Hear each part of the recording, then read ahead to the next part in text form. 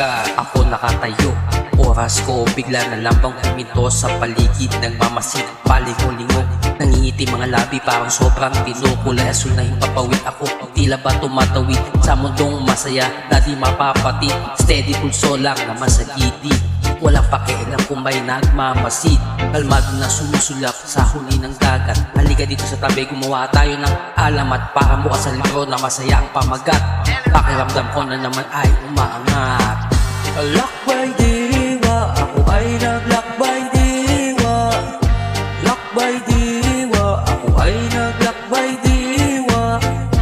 Lakbay diwa, ako ay naglakbay diwa.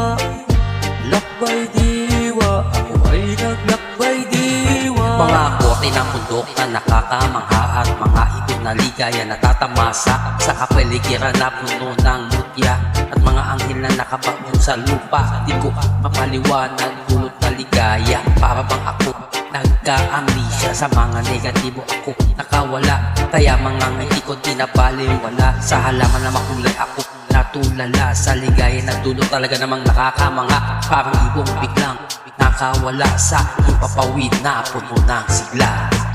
Lakbay diwa, ako ay naglakbay diwa. Lakbay diwa, ako ay naglakbay diwa. Lakbay diwa.